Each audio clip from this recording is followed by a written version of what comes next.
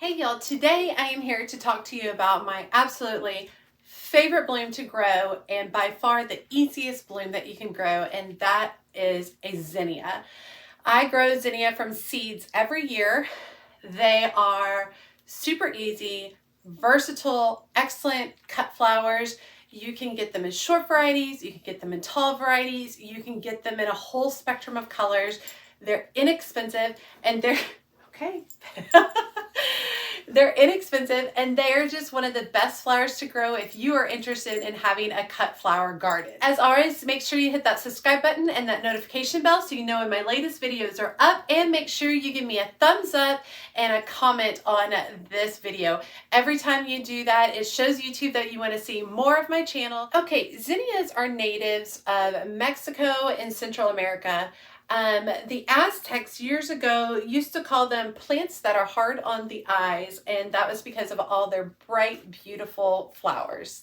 They were discovered and brought back to Europe in the 1700s, and from then they have been cultivated into a wide variety of colors, sizes, blooms, shapes, and they are just such a fun, versatile plant to grow. The meaning of a zinnia, or the symbol of a zinnia, is daily remembrance. And so they, in Victorian times, they were utilized as a flower that was there to remember a friend or someone who didn't live close to you.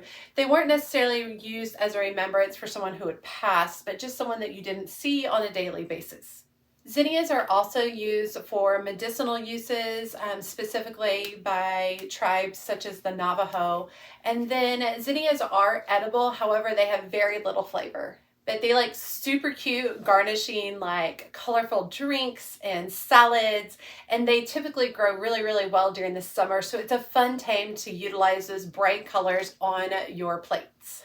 Now, I grow all of my zinnias from seed. You can actually buy the plants already grown from local nurseries. That's completely up to you. I pretty much grow, especially all my tall cut flower varieties, I grow all those from seed.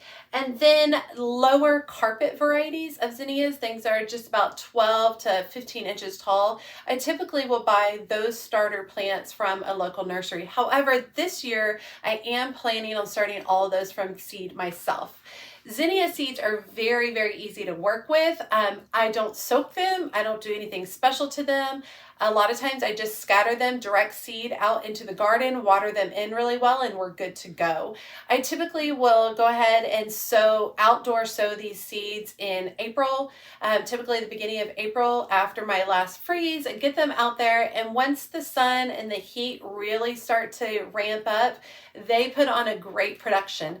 In my area, which is zone 8A in Wylie, Texas, we get extreme temperatures all the way through the summer, and zinnias hold up beautifully to those temperatures. 100 degrees is no big deal for them. Once they're established, they'll reach down and they'll get water so they can actually deal with a little bit of drought tolerance. However, I do think when they're watered more frequently, you do get bigger and better blooms with a longer growing season. Another thing to consider with sowing zinnia seeds outside is that you should put them down every 2 weeks. This gives you a constant flow of zinnia blooms. If you just seed one set and let that go, a lot of your production will give up after about 90 to 100 days. It'll start to die back. The plants will start getting really, really tall and toppling over, and they just don't look as good and fresh. So I highly suggest that you sow seeds approximately every 2 weeks, going up to the last 6 to 8 weeks prior to your first freeze in the fall or winter. Now, I do sow seeds, zinnia seeds, indoors. And a lot of times I'll do that starting in April or May. I'll do an original sowing of seeds direct outside. But then those that are more particular, like I'm working on carpet zinnias, those are lower, shorter zinnias, I will be sowing those indoors under grow lights. They need a lot of warm temperature. They need humidity domes to get them going. But man, they are so productive and they germinate nearly 100% every time for me. When I sow seeds direct outdoors, I do not go through and thin them. Just don't worry about it. I definitely go for the survival of the fittest. So whichever the strongest plants, they're going to block out the smaller, weaker plants, and those are the plants that are going to survive the stronger plants. So I rarely will I go through and kind of thin them out when all the seedlings pop up. One of the biggest things to know about zinnia is you must have full sun. And I mean a lot of full sun, like 8 hours. Zinnias are sun-loving, heat-loving plants. If you are planning on planting them in a shady area, please don't bother. They won't do well. They won't give you the production that they are known for, and you're just going to be disappointed in the end. Make sure to plant them in an area that gets minimum 6 hours, but preferably minimum 8 hours of sun. Mine are in full sun all day long. As soon as the sun comes up till the end of the day in the hottest, longest days of the summer. And they love that sun and soak it up and give me beautiful blooms in return. Zinnias are a huge draw for pollinators. So one of my favorite videos, and I'll have it up here on the screen, is a portion of a zinnia garden that I have in my backyard.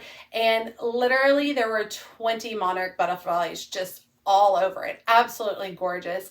And so if you plant zinnias, be prepared to have lots of pollinators in your garden.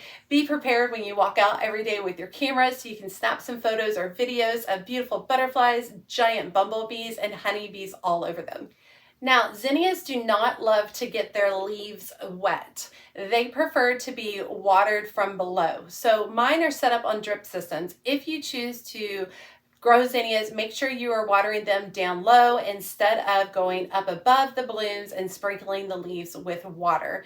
Typically, especially towards the end of their growing season into September, October time, typically at that time of the year, the zinnias will definitely, their leaves will get covered in powdery mildew, and they are susceptible to that. During the hot summer months, that's not something I typically deal with. Now, I don't grow my zinnias for the foliage anyway. Their leaves are not all that attractive, and when I am utilizing zinnias, I strip all the leaves from them for my cut arrangements. So if the leaves have a little bit of damage, it doesn't really stress me out. But if you are putting them in a forefront, beautiful place right up front of your garden, you're going to be seeing them every day, definitely make sure you are watering them from underneath with a drip system. I swear I can talk, y'all. With a drip irrigation system, or if you're going to be hand watering, make sure you get low to the ground and water them from below their foliage. Now, zinnias look great tall, 4, 5, 6 feet tall. I've had some very, very tall before. And then they also come in lower varieties called carpet zinnias, which are 12 to 15 inches tall. I grow both, and they both work great for cutting flowers, for cut floral. I will say that I prefer the taller varieties for cut floral rather than the shorter varieties, because obviously the shorter varieties don't have very long stems, so it's hard to arrange with them. Whereas the tall varieties, I can get beautiful long cut stems up to 2 feet long, which is just fabulous. With the smaller varieties, I typically use them for borders around my garden. I think they're a really, really nice way of kind of just outlining edges of my garden. I utilize them a lot in my front yard because they give a big burst of show of color, and I think that looks beautiful in my front yard, and it's something that my neighbors can walk by and enjoy on a daily basis. Now, one of the big secrets for growing zinnias is pruning or pinching the zinnias. So typically when seedlings are about 6 to 8 inches tall, go ahead and pinch them back. Pinch them back to where there's 2 sets of leaves below the pinch. So you want to go from the bottom of the stem that's in the ground, cover 1 set of leaves, go up, cover the next set of leaves, and pinch above that second set of leaves. What that'll do is it'll force the stem to produce 2 to 3 stems from that place that you pinch or prune. And that'll give you fuller, more bushier zinnias than if you were to allow it to just grow without any pruning. The more you cut zinnias, the more you harvest those beautiful flowers and bring them inside for your arrangements, the more zinnias you're gonna get. They are a cut and come again flower. The more you cut, the more they're just gonna keep on coming again. Now, as I've said before, zinnias make great cut flowers. So they're wonderful to bring inside for arrangements. They can last up to 10 days.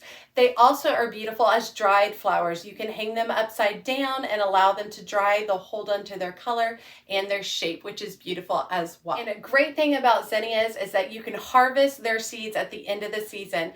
Once a flower has dried and brown and brittle, you can gently tug on its petals and a little sweet seed will come out on the end of it. And you can save those seeds and replant them for next year. A lot of time with my seeds, I just pull the seeds from the bloom and I just toss them right back onto the ground. I'll either get a new production right then, or in my area in that zone 8A in Wylie, Texas, a lot of times those seeds will just reseed themselves for next spring. Now, zinnias get a bad name and a bad rep for pro gardeners because they are so easy to grow, and I don't think that at all. I love them. I think they're so fun. I think they're quirky. I think they're bright. I think they bring a lot of satisfaction. So if you're new to growing, zinnias are a great starter flower, especially if you really want to feel like you really accomplished something, because there is nothing more fascinating than seeing that single seed go into the earth and produce this 4-foot plant with tons and tons of blooms on it that you can bring in inside and enjoy in your home. Now, if you're a pro gardener and it's been a while since you've done zinnias, I highly encourage you to check out a lot of new varieties. This year I will be growing the Queen Lime series in orange and blush and red. Really looking forward to how those are going to look in my garden. I'm also going to be growing a lot of carpet zinnias, Zahara zinnias, Persian zinnias, Persian carpet zinnias, a wide variety that give you some really unique colors that you don't typically find in the garden with typical flowers like roses or dahlias or things along those lines. Okay, I hope these tips will help you out on growing zinnias, and I hope you enjoyed today's video. I did want to point out that all of the photos in this video are zinnias from my garden. So every single one of these you've seen, these are what I've been growing in the last 5 years of my gardening career. If you love zinnias as much as me, drop me a comment. Tell me what varieties you love. One of my ones that's a surefire one is Purple Prince Zinnia. I never have to toss seeds. I planted it 1 year and it has come back year after year after year. And I just love them. Big, large, gorgeous purple magenta blooms. They're just fabulous. But drop me a link, drop me a comment below and let me know what your favorite zinnia variety is. And if you haven't, make sure you hit that subscribe button and that notification bell so you know when my latest videos are up. And as always, she's a mad gardener or a decorator or anything else that she wants to be. Thanks, y'all.